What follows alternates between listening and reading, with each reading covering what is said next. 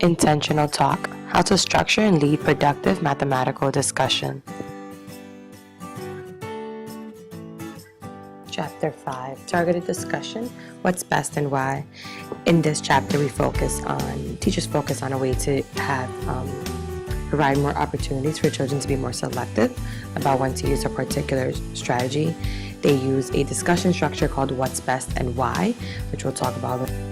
So the teacher structures the discussions in one of two ways. 1, shows a particular strategy and then asks students to generate an effective use of that strategy. Or 2, shows a few different ways to solve a problem and asks students to figure out which is the most efficient strategy for that problem. This allows the teacher to show different ways to solve the problem. So what's the point? What's the point of having structured discussions? The point is you're allowing students to see different ways and analyze which is the best way for them to solve a specific question.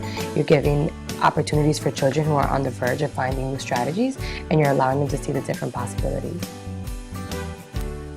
So what's best and why? The template itself, it's broken down into 3 components, and it's just a way for teachers to know exactly what they want their discussions to be, and it allows teachers to just kind of stay on track and make sure they don't lose focus.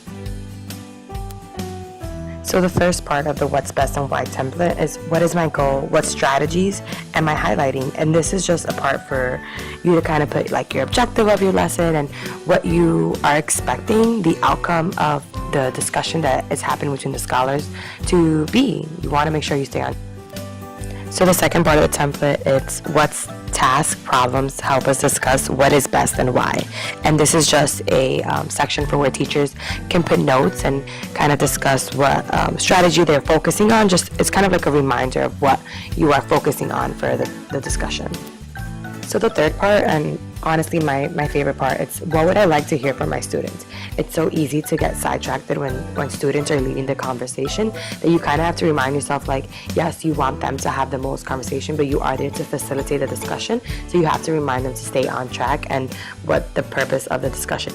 I use what's best and why. Many students are on the verge of transitioning from one strategy to another.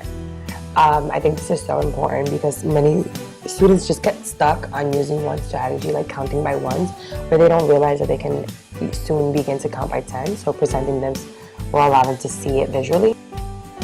I think the great part about these discussions is not just the students talking. You're charting their ideas, you're letting them show their ideas, you're letting them come up and present what they're thinking in their mind, so it just allows the other students to see it from a different perspective and not from an adult's point of view, and so it's definitely a different effect on the children. In conclusion, I think using the What's Best and Why template is such a beneficial tool for educators. It allows you to really plan and structure how a discussion is supposed to be, so that way it's a more effective and productive use of your time as an educator with the students. Created using Powtoon.